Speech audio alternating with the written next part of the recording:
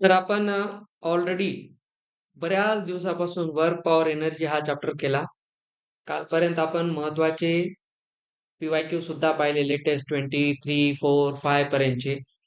काही पी-वाय-क्यूज आपण पुढचे चॅप्टर जसे शिकू तसे सॉल्व्ह करता येतील. पण जेवढे आपण शिकलोय त्याच्यावरच्या आधारित आपण सगळे क्वेश्चन्स घेतलेत. सॅटर्डेला तुमची त्याच्यावर टेस्ट होणार आहे. सॅटर्डेला आपली फिजिक्सची टेस्ट असेल आणि संडेला आपली मॅथ्सची टेस्ट असेल. मॅथ्समध्ये मी सिक्वेन्स सिरीज एक कालही तुम्हाला काही क्वेश्चन घेतले होते. त्याचे व्हिडिओ आज मी टाकेल, बघून घ्या. आता आपण फिजिक्समध्ये मेकॅनिक्स मधला लास्ट पार्ट, जिथे आपलं मेकॅनिक्स संपेल, that is centre of mass, conservation of momentum and collision. त्याच्यानंतर आपलं असतं rotational mechanics. Rotational mechanics chapter, ह्या चॅप्टर चांगला समजला की तिथं कमी वेळ लागतो. आणि त्याच्यानंतर आपलं सुरू होतं नॉन मेकॅनिक्स. नॉन मेकॅनिक्समध्ये बेसिक जो आपला चॅप्टर आहे तो म्हणजे केटीजी आणि थर्मोडायनॅमिक्स. मग प्रॉपर्टीज ऑफ सॉलिड्स आहे. फ्लुइड मेकॅनिक्स बोर्ड एक्झामनुसार विचार केला तर 12th स्टँडर्डला आहे. फ्लुइड मेकॅनिक्स 11चा चॅप्टर नाही. जेई मध्ये कोणता 11वी कोणता 12वी हे डोक्यात घ्यायचं कामच नाही, सगळं शिकायचं असतं.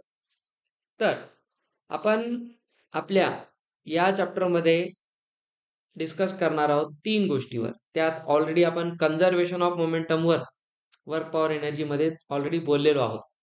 आणि इथे आपण कोलिजनला मात्र डीप मध्ये समजून घेणार. ही थिअरी आहे. साधारणतः 2 दिवस आपल्याला याला theoretical part with some questions, inbuilt questions आहेत ते करत जायचे. तर या ठिकाणी जो पहिला पार्ट आहे सेंटर ऑफ मास. तर सेंटर ऑफ मास ही एक इंटरेस्टिंग गोष्ट असते. असं का आपण मानतो, त्याला डिफाईन काय केले? Centre of mass define as a point. याच्यातले मेन वर्ड्स तुम्ही हातात लक्षात ठेवा तुमच्या.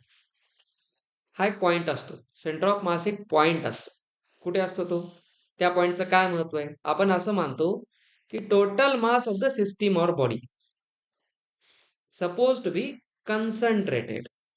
म्हणजे असं समजा की आपण कुठला तरी एक असा कोणताही ऑब्जेक्ट घेतला, जस्ट लाईक अ रॉड. असा आपण एखादा ऑब्जेक्ट घेतला स्ट्रेट, आणि आपण असं मानलं की त्याच्यावर एक असा कुठतरी पॉइंट आहे. तो कुठे असू शकतो, ठीक आहे, कुठे असू शकतो असं नाही, त्याला काही स्पेशल नियम आहेत. आपण असं मानू, हे जर पाहिलं तर हे एक लाईन सेगमेंट सारखं दिसतं आपल्याला. तर सेंटर विचारात घेतला तर सेंटर इथं कुठतरी येईल, हे त्याचं सेंटर असेल. तर हा एक पॉइंट आहे, याला आपण पॉइंट पी म्हणू. काय म्हणतो हा पॉइंट? या पूर्ण रॉडवर तुम्ही बघा इनफायनाईट पॉइंट्स आहेत. त्याच्यावर खूप त्याचा स्वतःच एक काहीतरी मास आहे. म्हणजे आपण असं मानू, रॉड ऑफ मास एम, ह्याचं टोटल जे मास आहे हे तर डिस्ट्रीब्युटेड आहे ना याच्या पूर्ण सरफेसवर. पण आपण याला एक्सटेंडेड बॉडी म्हणून जेव्हा स्टडी करतो तेव्हा त्याची स्टडी खूप हार्ड होते, कारण तुम्ही प्रत्येक पॉइंटची स्टडी करणं पॉसिबल नाही.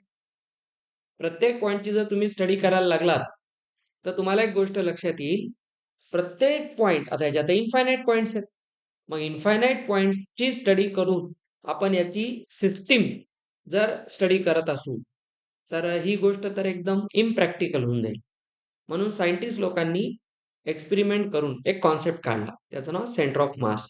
Very important concept. हा, इथून पुढचं तुमचं बरचसे चॅप्टर्स याच्यावर डिपेंड आहेत. तर त्यांनी असं सांगितलं की कुठल्याही बॉडीचं टोटल मास हे बॉडीच्या तर पूर्ण सरफेसवर आहेच, पण असा एक पॉइंट असतो त्या बॉडीमध्ये की जिथे त्याचं सगळं मास कॉन्सन्ट्रेट पण असतं.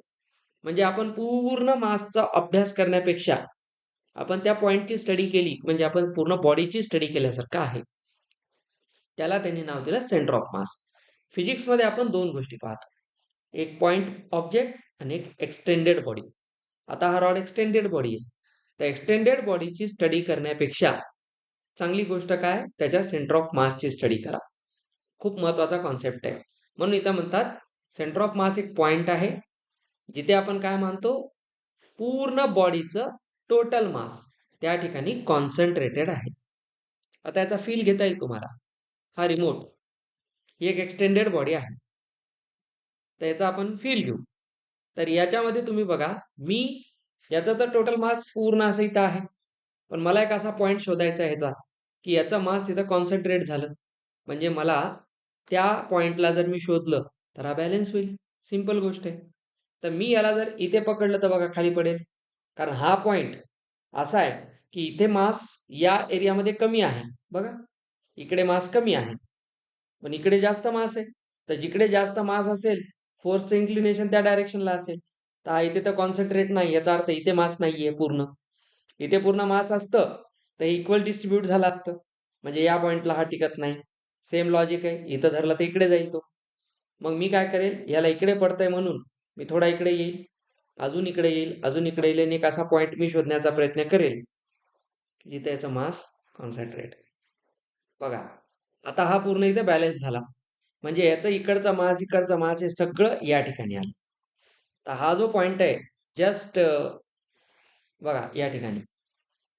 तर हा बघा तो कुठं आला? ऑटोमॅटिकली त्याच्या सेंटरवरच आलेला आहे. बघा बॅलन्स होत आहे. This is the practical demonstration of centre of mass. त्याला काय फार मोठ्या लॅबमध्ये जाऊन सायन्स बघायची गरज नाही. तर सेंटर ऑफ मास कारण एक सिमेट्रिक बॉडी आहे. प्रत्येकाचा सेंटर ऑफ मास काढणं एवढं सोपं नाही. हे सिमेट्रिक आहे. तुम्ही तर पाहुणे सांगू शकता की हा एक लाईन सेगमेंट आहे. लाईन सेगमेंटचा जो सेंटर असेल तिथं त्याचं सेंटर ऑफ मास असेल. म्हणून आपण इथे काढलं. पण प्रॅक्टिकली पण ते प्रूव्ह झालं की याचं इथं आहे. आता अशा प्रत्येक बॉडीचं आपण सेंटर ऑफ मास काढू शकतो. मग विचार करा, मला या पूर्ण सरफेसची स्टडी करण्यापेक्षा सोपं काय जाईल? या पॉइंटची स्टडी करणं. या पॉइंटची स्टडी करणं म्हणजे या पूर्ण ऑब्जेक्टची स्टडी केल्यासारखं आहे. म्हणून आपण म्हणतो की त्याचं पूर्ण मास इथं कॉन्सन्ट्रेट झालेलं आहे. नीट समजून घ्या चॅप्टर. पुन्हा पुन्हा शिकायचा नाही आता. आता आपल्याला याच्यात एक गोष्ट काय सांगितली? On application of external forces. आपण जेव्हा बाहेरून एखादा फोर्स लावतो, जसं आता मी माझ्या हाताने लावलेला मस्क्युलर फोर्स होता. Center of mass moves in the same way as a point mass equal to the whole system would move. तर ते सांगितलेलं आहे की सेंटर ऑफ मास कसं काम करेल, जसं ती पूर्ण सिस्टीम काम केली असते. म्हणजे या सिस्टीमचं बिहेवियर आणि त्या सेंटर ऑफ मासचं बिहेवियर इक्वल असेल. So, on the application of any external force, we can see the point mass or that center of mass exactly behaves like the system would move or it would behave. पूर्ण system जशी behave करेल तसं त्या पॉइंटला ती पूर्ण system मास concentrate झाला असं म्हणून काम करेल. म्हणून हे कळलं की आपण पूर्ण स्टडी करण्यापेक्षा चांगला आहे की सेंटर ऑफ मास आपण असं. आता तुम्ही जर काही रेग्युलर फिगर्स पाहिलात तर पाहिल्याबरोबर तुमच्या लक्षात येतं. म्हणजे जसं मी जर एखादा स्क्वेअर घेतला, आता याचं सेंटर ऑफ मास कुठं असेल? You can easily tell. आता एक स्क्वेअर घेतला, चला मोठा घेऊ कळायसाठी. ह्याचा सेंटर ऑफ मास सर याच्या सेंटरला असेल. याच्या सेंटरला असेल, बिलकुल असेल. आपण याच्यापेक्षा एक चांगलं काम काय करू शकतो? Just draw diagonals. याच्या दोन डायगोनल्स काढा. सगळ्यात बेस्ट ऑप्शन तर तोच आहे. आणि डायगोनल ज्या ठिकाणी इंटरसेक्ट होईल, this is centre of mass of the square. नीट समजून घ्या, कारण याचे न्यूमेरिकल्स येतात. जे मध्ये डायरेक्ट सेंटर ऑफ मासचे क्वेश्चन आहेत. तुम्हाला सिस्टीमचा आता 25 मध्ये आलेला एक चांगला प्रश्न आहे. याचे कोऑर्डिनेट सिस्टीम असते. म्हणजे या पॉइंटला जर तुम्हाला याचे कोऑर्डिनेट्स लिहायचे, तर ऑब्व्हियसली तो कुठला तरी कोऑर्डिनेट एक्स कॉमा वाय असेल ना. मग सर हा एक्स कॉमा वाय आहे, तर ही एक कोऑर्डिनेट सिस्टीम मधला तो एक पॉइंट आहे. मग ह्याच्यासाठी आपण कोऑर्डिनेट सिस्टीम कोणती घेतली? तर प्रत्येक कोऑर्डिनेट सिस्टीमला एक आपल्याला काय द्यावं लागेल? ओरिजिन द्यावं लागेल. तो ओरिजिन आपण असं मानू की हा एक्स वाय प्लेन मध्ये आहे, कारण 2D फिगर आहे. तर मी कुठल्या तरी एका कॉर्नरला ओरिजिन मानतो. बघा, याच्या या कॉर्नरला ओरिजिन मानलं तर तुम्ही पाहू शकता बिलकुल की याच्या या ठिकाणी आपण वाय ऍक्सिस कन्सिडर केला आणि हा एक्स ऍक्सिस कन्सिडर केला, तर ओरिजिनला आपण इथे 0,0 मानलं, तर तुम्हाला या पॉइंटला येण्यासाठी काय करावं लागेल? अगोदर काही डिस्टन्स एक्स मध्ये इतकं चालावं लागेल आणि तेवढं वाय मध्ये चालावं लागेल. चला आपण पुन्हा आपल्या 9th स्टँडर्डच्या 10th स्टँडर्डच्या नॉलेजकडे आलो. तर कोऑर्डिनेट सिस्टीम मध्ये पॉइंट आपण कसा ठरवतो? मग हे अंतर किती आहे त्यासाठी तुम्ही डिस्टन्स फॉर्म्युला लावू शकता. तर पूर्ण मॅथमॅटिक्स इथे काम करतं. तर ही बॉडी झाली. म्हणजे जर स्क्वेअर असेल, आता या ठिकाणी तुम्ही कसं पाहिलं की याचा जो सेंटर आहे अल्जेब्रिक किंवा जॉमेट्रिक सेंटर आहे तोच त्याचा काय आहे, सेंटर ऑफ मास आहे. स्क्वेअर मध्ये सेंटर ऑफ मास कोण असतो, इंटरसेक्शन ऑफ डायगोनल्स. ठीक आहे. आता तुम्हीच सांगा, जर सर्कल असेल तर सेंटर ऑफ मास कोण असेल, बोला, बोलायला काही पैसे लागत नाहीत. तर काय नाही सर, याचे डायमीटर्स घ्या. तिथं डायगोनल्स आहे, तिथं डायमीटर्स आहेत. तर याला इनफायनाईट डायमीटर्स असतील तर आपण centre of mass of circle काय म्हणतो, इट्स जॉमेट्रिक सेंटर. हा, हे त्याचा सेंटर ऑफ मास आहे, इट इज जॉमेट्रिक सेंटर. आता हे झाले रेग्युलर बॉडीज. त्यांच्यासाठी तुम्हाला डायरेक्ट माहिती आहे की याचा सेंटर काढण्यासाठी मला काय करावं लागेल, डायमीटरचा इंटरसेक्शन. स्क्वेअर असेल तर रेक्टँगलही तिथंच येणार, रेक्टँगलचा सुद्धा येईल. 2D मध्ये झालं, 3D मध्ये पण असतं. त्या प्रत्येकासाठी असं आहे, मॅथमॅटिकली जेव्हा याला प्रूव्ह करण्यात आलं, आपण काय त्याच्या डेरिव्हेशन मध्ये जाणार नाही, कॉन्सेप्ट समजून घ्या. मॅथमॅटिकली जेव्हा आपण याला सॉल्व्ह केलं तेव्हा आपल्याला कळलं की कोणत्याही टाईपचा म्हणजे रेग्युलर शेप असू द्या, 2D 3D, त्याचा सेंटर ऑफ मास आपण काय करू शकतो, त्याच्या कोऑर्डिनेट सिस्टीमने फाइंड आउट करू शकतो. मग आता पुढच्या स्लाइडवर आपण हे पाहणार की सेंटर ऑफ मासला मॅथमॅटिकली कसं रिप्रेझेंट करतात. चला, इथपर्यंत कळलं सगळ्यांना. दिस इज द फॉर्म्युला. ठीक आहे. आता तुम्हाला हा फॉर्म्युला चांगला लक्षात ठेवायचा आहे, व्हेरी इम्पॉर्टंट. तर असं समजून चला की हा जो फॉर्म्युला आहे this is centre of mass. काय म्हणते, आपल्याकडे पोझिशन काढायची आहे. Just we want to find position of centre of mass for 2 particles. आता आपण एक एक्सटेंडेड बॉडी पाहत नाही, आपण या पूर्ण याच्यामध्ये कोणताही एक 2 पार्टिकल घेणार, म्हणजे त्यांना 2 पॉइंट ऑब्जेक्ट म्हणून ट्रीट करणार आणि त्यांचा सेंटर ऑफ मास कॅल्क्युलेट करणार. 2 मासेस घ्या, M1 M2. त्यांना आपण कुठे ठेवलंय, पोझिशन वेक्टर लावून. आता पोझिशन वेक्टर काय म्हणून विचारू नका, खूप डिटेलमध्ये वेक्टर शिकवले तुम्हाला, फिजिक्स मधलं, मॅथ्स मधलं नाही. आज सकाळीच आम्ही फिजिक्सचे मॅथ्सचे वेक्टरचे क्वेश्चन्स केले. तर लक्षात घ्या, हे जे पोझिशन वेक्टर्स R1 R2 आहेत. सर ह्याला आम्हाला थोडंसं फिगरमध्ये पाहता आलं तर बरं वाटेल, हे काय म्हणायले नेमकं. तर आपण याची फिगर आहे पाहू, डोंट वरी. तर काय समजून घ्यायचंय पहा. आता मी तुम्हाला हे दाखवतो सुद्धा. आपण एक कोऑर्डिनेट सिस्टीम घेऊ. ही कोऑर्डिनेट सिस्टीम घ्या अशी. याचा या ठिकाणी ओरिजिन आहे. पोझिशन वेक्टर काय असते माहिती आहे ना, vector joining given point from the origin. Origin पासून जो दाखवतो तो पोझिशन वेक्टर आहे.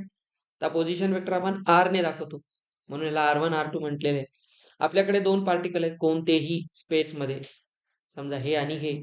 तर बघा, हा आहे मास M1 आणि हा मास M2, आणि आपल्याला यांचा सेंटर ऑफ मास काढायचा आहे. तर आपण काय करणार, या दोघांना कनेक्ट करणार. बिलकुल कनेक्ट करा, काही अडचण नाही. चला, आपण यांना कनेक्ट केलं इमॅजिनरी लाईनने, पार्टिकल कुठे असो. तर त्या 2 पार्टिकलचं हे मासेस आहेत. आता हे मासेस एकमेकांना काय करणार, अट्रॅक्ट करणार न्यूटन्स लॉ प्रमाणे. तर अट्रॅक्ट करणार म्हणजे यांच्यामध्ये एक लाईन ऑफ फोर्स आहे. ती लाईन ऑफ फोर्स आपल्याला एक पॉइंट देते. आता आपण काय करणार, नीट समजून घ्या. हा जो M1 वेक्टर आहे, मास आहे, हा हा ओरिजिन पासून किती दूर आहे, तो त्याचा काय असेल, पोझिशन वेक्टर. M1 या पोझिशन वेक्टरने आपण दाखवला. तर आपल्याला माहिती आहे पोझिशन वेक्टर आपण या पद्धतीने दाखवला. This vector is R1 vector. Similarly, if we join second mass from the origin, this, तर हा असेल याचा R2 वेक्टर, याचा पोझिशन वेक्टर. ठीक आहे. आता बघा, आपल्याला याचा काढायचा. तर लाईन सेगमेंट आहे, तर ऑब्व्हियसली आपल्याला माहिती आहे इथे त्याचा सेंटर ऑफ मास असेल. तर सेंटर ऑफ मास साठी आपण काय करणार, एक वेक्टर जोडणार. जोडा, हा तो वेक्टर आहे. तर हा वेक्टर कोण आहे, हा कोणाला दाखवणारा वेक्टर आहे, R CM. CM centre of mass, हा आहे तो वेक्टर. तर मॅथमॅटिकली आपण याला कसं लिहितो, आता समजलं याला काय म्हणायचं आहे. तर बघा काय केलेलं आहे, याचं M1 मास घेतला आणि त्याचं डिस्टन्स किती ओरिजिन पासून, R1. तर त्या दोघांना मल्टिप्लाय केले बघा, M1 R1 plus M2 R2. आता तुम्ही बघा, हा पॉइंट आणि हा पॉइंट यांना जोडून मी या पॉइंट सोबत जेव्हा जोडतो, जेव्हा आपण पुढे चालून कोऑर्डिनेट जॉमेट्रीमध्ये लोकस वगैरे शिकू मॅथ्समध्ये, तेव्हा तुम्हाला हे अजून चांगलं समजेल. वेक्टर चॅप्टर्समध्ये, मॅथ्सच्या वेक्टर्समध्ये. ठीक आहे. तिथं पोझिशन वेक्टर, सेक्शन फॉर्म्युला आपण कसा लावतो. सेक्शन फॉर्म्युला पाहिला ना, असाच असतो की नाही. आठवायला पाहून कोणाची आठवण येते की नाही. mx2 plus nx1 by m1 plus m2 m plus n section formula होता की नाही. इंटरनली डिव्हिजन, एक्सटर्नल डिव्हिजन हे तेच आहे. प्लस आला म्हणजे कोण आहे, इंटरनल डिव्हिजन. तर या फॉर्म्युल्याला पाहिल्यावर कोणाची आठवण यायला पाहिजे, सेक्शन फॉर्म्युल्याची. तर हा सेक्शन करतोय ना पॉइंट, म्हणून तो सेक्शन फॉर्म्युलाच आहे. फक्त आपण याला जोडले कोणासोबत, पोझिशन वेक्टर सोबत. पोझिशन वेक्टर सोबत. बघा खाली m1 m2 आहे, इथं m1 आणि m2 मॅथ्स मध्ये कशाचं काम करतात, रेशोचं, m:n. किंवा तुम्ही सीबीएसई मध्ये k:1 सुद्धा पाहिलेलं आहे. रेशो आपण k:1 पण घेतो. तर लक्षात ठेवा, कोणत्याही दिलेल्या पार्टिकलचा जर तुम्हाला सेंटर ऑफ मास काढायचा आहे वेक्टर, ॲज अ वेक्टर, तर तो काय असतो, त्या मासला त्याच्या वेक्टरने मल्टिप्लाय करा, सेकंड मास त्याच्या डिस्टन्सने, आणि डिवाइड कशाने करा, m1 प्लस m2. तर दोन पार्टिकल्स एकमेकांना ज्या लाईनने आपण कनेक्ट करतो, त्यांचे जर पोझिशन वेक्टर्स कळले with respect to origin, origin असेल तर बघा हे r1च त्यांचा पोझिशन वेक्टर आहे. डिस्टन्स कोण आहे, r1च असेल. डिस्टन्स कसा काढणार, फायनल मायनस इनिशियल, नेहमी असंच काढतो आपण. पण ओरिजिनला जर आपण नाही मानलं तर या दोघांचा पोझिशन वेक्टर कसा काढाल, म्हणजे याचा जर मी a कॉमा बी म्हटलं आणि याचं c कॉमा डी म्हटलं, तर यांचा पोझिशन वेक्टर कसा येतो, c minus a D minus B असा काढतात. जसं इथं 0 मायनस होईल, ते कोऑर्डिनेट्स मायनस होतील, एवढाच फरक आहे. तर तुम्हाला जेई मेन्स असो ॲडव्हान्स असो, या फॉर्म्युल्यावर क्वेश्चन्स बनणार. तर हा तुमचा पहिला मॅथमॅटिकल फॉर्म्युला आहे फॉर सेंटर ऑफ मास. तर सेंटर ऑफ मास दोन पार्टिकल असतील तर असा बनेल. ठीक आहे. आता मला सांगा, इथे m1 m2 काय असेल, m1 प्लस m2 काय असेल, total mass of the system, या सिस्टीमचा मास घ्या. तर हा m कोण आहे,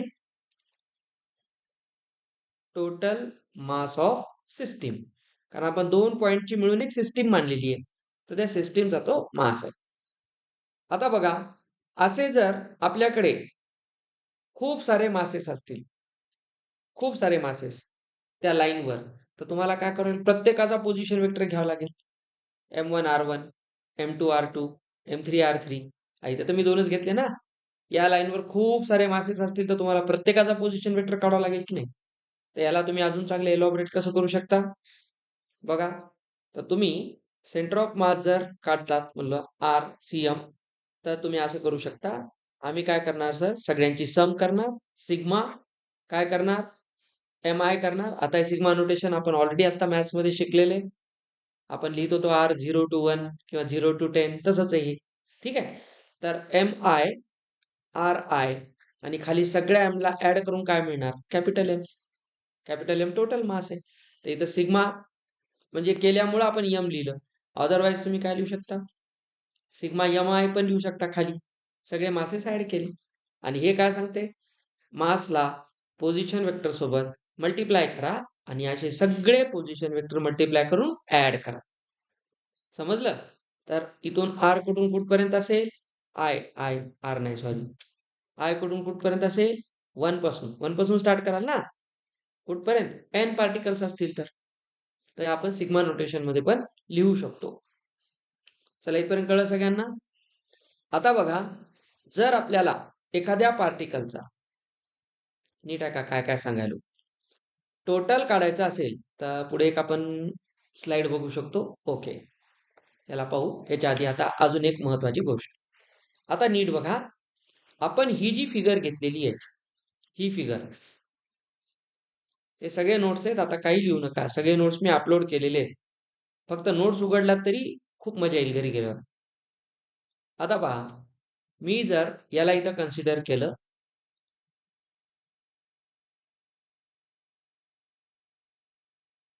आता तुम्ही पहा, हा जो एक पॉइंट आहे, पार्टिकल आहे, ह्याचा तर मी पोझिशन वेक्टर काढला ना. पण याचं तुम्ही जर हे पाहिलं, ऍक्च्युअल पोझिशन किती आहे, सर आधी आम्ही एक्स मध्ये x1 चालणार आणि मग y1 चालणार. तर याला तुम्ही कसं रिप्रेझेंट कराल? x1 y1 in coordinate system. याला कसं कराल? x2 y2. तर मला सेंटर ऑफ मास व्हायचा असेल तर आधी त्यांचे एक्स कोऑर्डिनेट सेपरेट पाहावे लागतील, वाय पाहावे लागतील आणि दोघांच्या कोऑर्डिनेटचा सेंटर ऑफ मास. अरे बाबा, याला पण स्वतःचा एक्स वाय असेल की नाही? तर याचा एक्स कुठून येईल? या दोघांच्या x1 x2. थोडं जा बरं मिड पॉइंट फॉर्म्युल्याकडे. x1 प्लस x2 बाय 2 कुछ है? हा, त्याचे कोऑर्डिनेट्स कुठून येतात? मिड पॉइंट फॉर्म्युल्याने. तर तुम्हाला नेहमी लक्षात ठेवायचंय, if x and y coordinates of masses are given. जर आपल्याला त्या मासेसचे एक्स आणि वाय कोऑर्डिनेट्स माहित असतील तर आपण आधी काय करतो? सेंटर ऑफ मास काढतो एक्सचा. जेई मेन्स मध्ये क्वेश्चन आहे असाच काढण्याचा. आत्ता आहे 25 मध्ये आलेला, म्हणून ही थेरी नीट समजून घ्या. एक्स कोऑर्डिनेटचा सेंटर ऑफ मास कसा काढणार? सर आम्ही मास तर फिक्स आहे दोघांसाठी, याचा x1 घेणार, मग दुसऱ्याचा एक्स कोऑर्डिनेट घेणार आणि डिवाइड कशाने करणार? टोटल मासने. हा झाला फक्त एक्स एक्स कोऑर्डिनेट घेऊन. चला वायचा कसा येईल? m1 y1 m2 y2 खाली m1 प्लस m2. आता ही सगळ्यात महत्वाची गोष्ट आहे. आता सांगा मग सेंटर ऑफ मास कुठे येतो?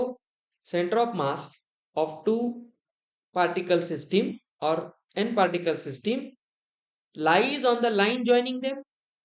बघा, या लाईनवरच राहील ना, लाईनच्या बाहेर थोडी आहे सेंटर ऑफ मास. नाही, यांना जोडणाऱ्या लाईनवर तो असतो.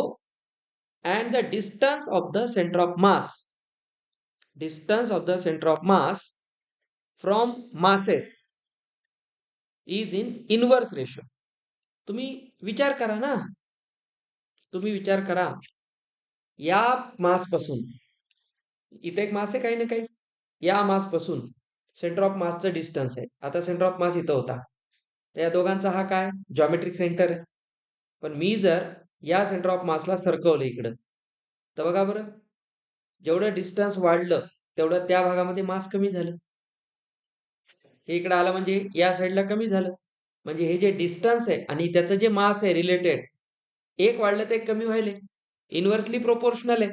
तर त्याच्यावरून तुम्हाला एक खास रिलेशन भेटते, ते या स्लाइडवर आहे. की साईड लक्षात ठेवा, centre of mass lies on the line joining two particles.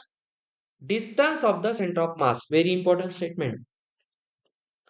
Distance of the center of mass from the masses is in the inverse ratio of the masses. याला 5 स्टार लक्षात ठेवा. 5 स्टार प्रॉपर्टी आहे ही. Property 5 star म्हणल्यापेक्षा 5 star काढू आपण.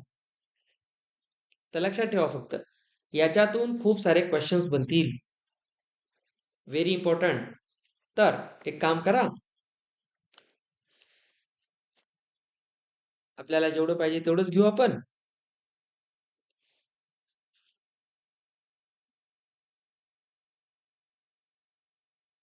तर लक्षात ठेवा, R is inversely proportional to mass. म्हणजे सेंटर ऑफ मासचं जे डिस्टन्स आहे ते ऍक्च्युअली मास पासून कसं असते? Inversely proportional. म्हणजे R1 आणि R2 चा रेशो काढलात तर इनव्हर्स मुळे काय होईल? R1 सोबत M2 येईल. इनव्हर्स म्हणजे काय? उलट करा. आठवते आपण कालच असा क्वेश्चन केला होता मोमेंटम वाला, आठवते आपण त्याला उलट करून लिहिलं होतं. काल रात्रीचाच क्वेश्चन आहे, तिथे तुम्हाला कायनेटिक एनर्जी सेम दिलेल्या होत्या. हे तसाच क्वेश्चन आहे. तर R1 R2 चा रेशो M2 M1 असा जेव्हा दाखवतात, त्याचं मिनिंग काय असतं? हे इनव्हर्सली प्रोपोर्शनल आहे. ओळखायचं कधीही. मी जर तुम्हाला असं म्हटलं, त्याचा अर्थ काय? Directly proportional. कारण बघा R1 सोबत M1 आहे. इनव्हर्स असतं तर काय झालं असतं? इथे 2 आणि इथे 1 आला असतं. तर याच्या 1 सोबत दुसऱ्याचा 2 येण्याचं मिनिंग काय? Inverse. The distance of centre of mass is inversely proportional to the masses. Very important statement. कळेल? आता आपल्याला हेच माहित पाहिजे. आता पुढे काय दिले का बघूया. हा, एक मिनिट. इथपर्यंत क्लिअर आहे? छोटा खूप महत्वाचा चॅप्टर आहे आणि या चॅप्टर पासून पुढचे 2 चॅप्टर मुलं फिजिक्सला खूप घाबरतात. 11th स्टँडर्डचा एक so called toughest chapter. So called मानतात लोक, ऍक्च्युली नाहीये. तर पहिल्यांदा लक्षात ठेवायचं, आर हा काय आहे, इन्व्हर्सली प्रोपोर्शनल टू एम. म्हणून R1 R2 चा रेशो काय लिहाल, M2 M1. आता दोन्ही इक्वल आहेत म्हणजे कॉन्स्टंट रेशो काहीतरी के असेल. तर काय कळतंय का, ह्यांचं प्रोडक्ट आणि ह्यांचं प्रोडक्ट सेम आहे. ह्याच्यावर काय कळलं, M1 R1 is equal to M2 R2. Very important relation. आता तुम्ही याच्यात एक मला सांगा, मग मी ह्याच्यात एक गोष्ट काय म्हणू शकतो, R1 काय होईल, नीट बघा बरं. माझ्याकडे हे तर रिलेशन फिक्स आहे. तर R1 काय होईल सर, M2 R2 आणि खाली कोण येईल, M1. म्हणजे मला जर दुसऱ्याचा पोझिशन वेक्टर माहिती आहे, नीट पहा, आणि दोघांचा मास माहिती आहे, तर मी पहिल्याचा पोझिशन वेक्टर काढू शकतो ना. कसा काढणार, R1 is given by M2 R2 upon M1. सांगा याच वरून R2 ला कसं काढाल, R2 काढायचं ना sir, M1 R1 bye M2. बघा मास तर ऑटोमॅटिकली इन्व्हर्स होत आहेत की नाही, कारण मी तुम्हाला आताच म्हणलं इन्व्हर्स आहे. इथल्या R सोबत इथे 2च येणार, 1 नाही येणार. इथल्या 1 सोबत इथे 2 येणार. हे कळलं पाहिजे, त्याच्यासाठीच तुम्हाला हे दिलेलं आहे. ठीक आहे, मग सांगा बरं, if M1 and M2 are same, तर सेंटर ऑफ मासचा पोझिशन काय राहील.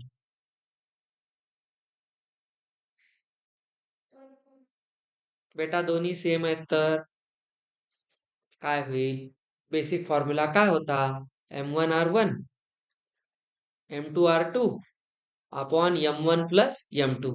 हे तर आपला बेसिक फॉर्म्युला आहे. पण आपण या दोघांना जर सेम मानलं तर मी M1 M2 ला M म्हणू शकत नाही का, MR1 MR2, खाली दोन्ही 2M होतील. तर वर M कॉमन आउट करा, R1 प्लस R2 2M घ्या, M ने M ला मारून टाकलं तर इथून R CM काय होईल, R1 प्लस R2 बाय 2. ही लिहायला मिड पॉइंट फॉर्म्युल्याचा. तर XY सोबत खेळण्यापेक्षा फिजिक्स मध्ये बेटा वेक्टर करो, कितना घूमोगे इधर से उधर से इधर, सीधा पकड़ो एक वेक्टर की लाइन खींच दो. X1 Y1 X2 Y2 सोबत खेळण्यापेक्षा डायरेक्ट पोझिशन वेक्टर काढा. म्हणून वेक्टरने कोऑर्डिनेट जॉमेट्रीला जास्त सोपं केलं. Everything is for convenience. JEE Mains JEE Advance तुम्हाला काहीतरी चांगलं करण्यासाठी एक्झाम आहे, तुमचं वाईट करण्यासाठी नाही. ठीक आहे, आता वाईट आपण आपल्या डोक्याने होतो.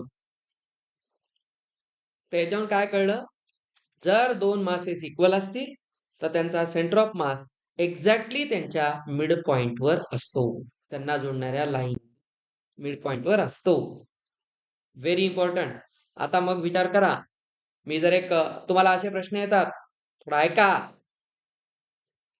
एक रॉड आहे लाकडी, आणि त्याला दोन्ही बाजूला दोन काय केलेत, ते ध्रुव बाळानं जसं आपल्या आई वडिलांना पारड्यात बसवलं होतं त्या टाईपने दोन मासेस बांधलेत. तर पहिलं मास खूप मोठं आहे, दुसरं लहान आहे. तर त्याचा सेंटर ऑफ मास कुठं जाईल, त्याला जर आता इकडे जास्त आहे तर सेंटर ऑफ मास इकडे झुकलेला असेल, ऐसा होगा ना. तर त्याला काय करावं लागेल, सेंटर ऑफ मास खांद्यावर त्याला घेऊन जायचंय आणि त्याला इक्विलिब्रियम मध्ये आणायचंय. तर त्याला सेंटर ऑफ मास काय करावं लागेल, कुठे शोधावा लागेल अलीकडे, आणि त्यानुसार त्याला तिथे ठेवावं लागेल.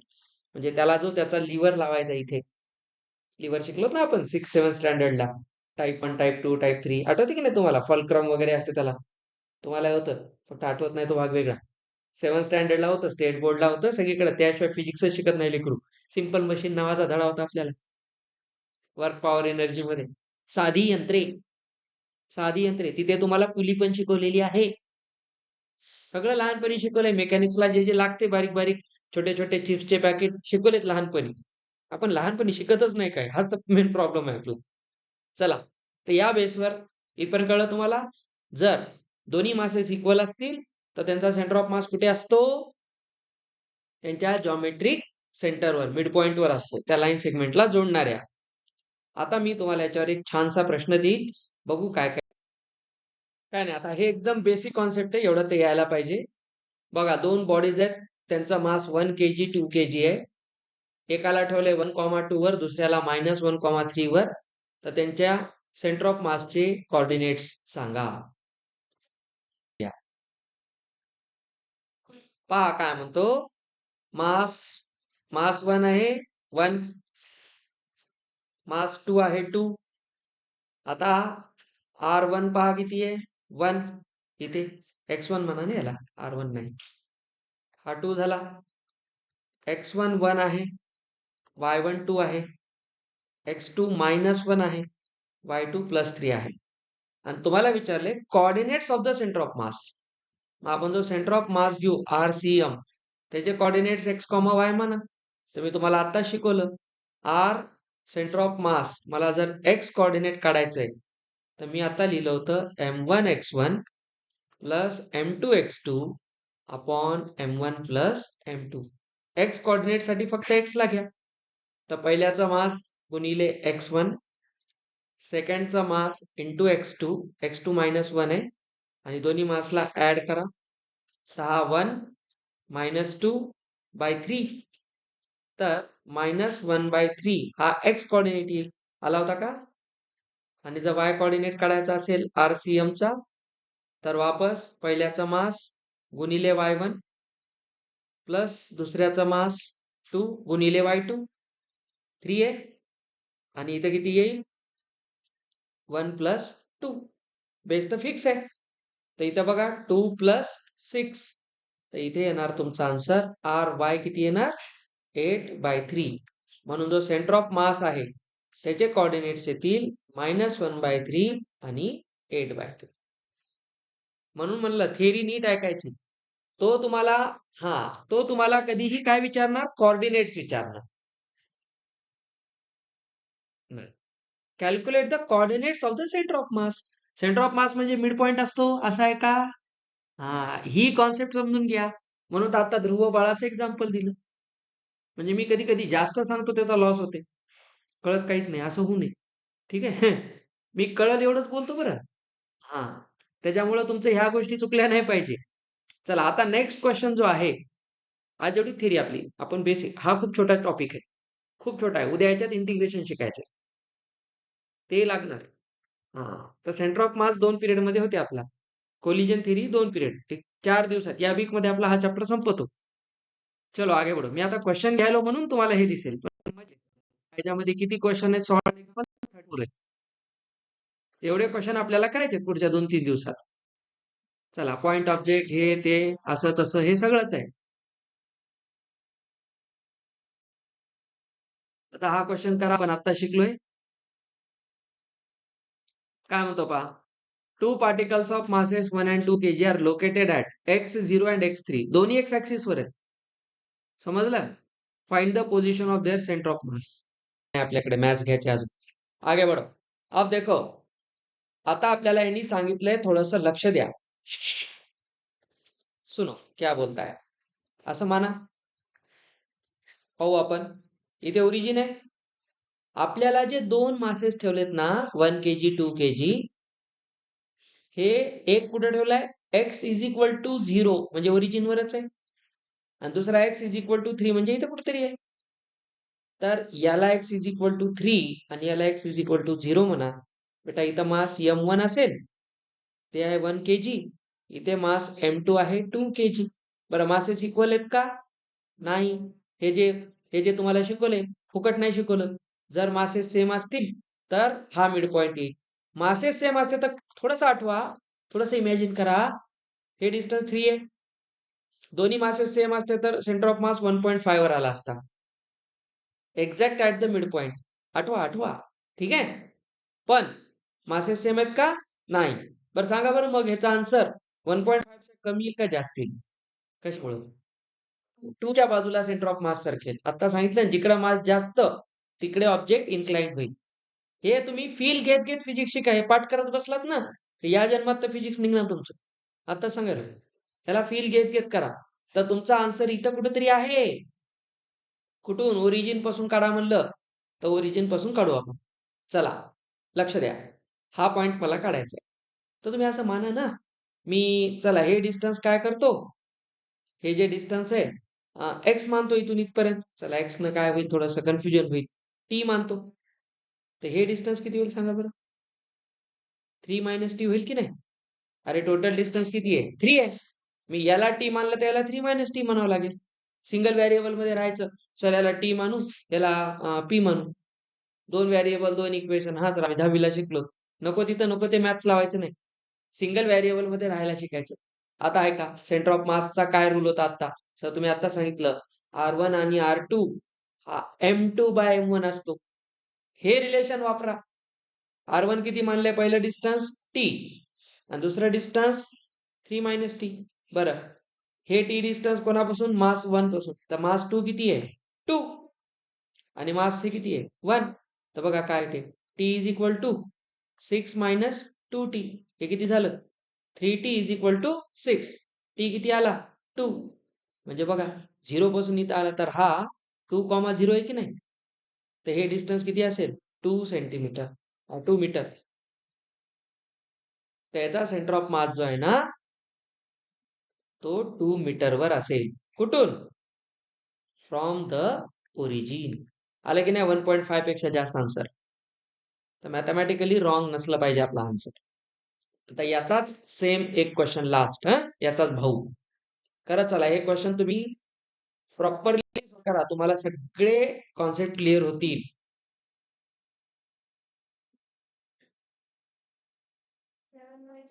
चला थर्ड एक्झाम्पल. आता क्वेश्चन तुम्हीच वाचा आणि ट्राय करा. पहा, आपल्याला 2 मासेस इथे ठेवले, दोघांमधलं डिस्टन्स 16 आहे. तर ऑब्विसली 2.5 च्या जवळ सेंटर ऑफ मास असेल. इथं असेल ना COM, हा मास आहे तो. आपण त्याचं इथून अंतर काढायचं, त्याला एक्स माना. आणि हे 16 मायनस एक्स आहे. तुम्हाला इथं मुद्दाम लक्ष ठेवावं लागते की कुठून विचारले, फ्रॉम 1.5 ग्रॅम पासून.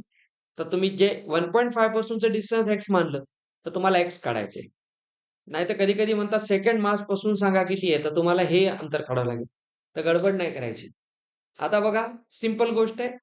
ह्याला सॉल्व्ह कसं केलं आपण, R1 bye R2 is M2 bye M1. तर R1 आपण एक्स मानलं हे, आणि याला म्हणा 16 मायनस एक्स. तर M2 वर जाईल आणि हा 1.5 खाली आहे. त्याचे डेसिमल तर कॅन्सलच होतील. तर एक्स 16 मायनस एक्स 25/15. त्याला 5 ने डिवाइड करा. इथून क्रॉस मल्टिप्लाय करा. 3x किती येतो, 80 मायनस 5x. त्याला इकडे आणा. 8x झाला 80, तर x झाला 10. आणि x चं डिस्टन्स विचारले म्हणून हे असेल 10 सेंटीमीटर. कळलं आता. तर सेंटर ऑफ मास हा जो कॉन्सेप्ट होता आपला इथे, तो आपण कुठपर्यंत चेक केला आता, पार्टिकल सिस्टीमसाठी. ठीक आहे. आता जेव्हा आपण कंटिन्युअस साठी घेतो, कंटिन्युअस बॉडीज साठी, पूर्ण कंटिन्युअस बॉडी, आता पार्टिकल नाही, रॉड घेतला ठीक आहे नाही, एक सर्कल घेतला, कंटिन्युअस आहे. तर त्याचा सेंटर मास काढताना आपल्याकडे काय असे कोऑर्डिनेट्स नाहीत.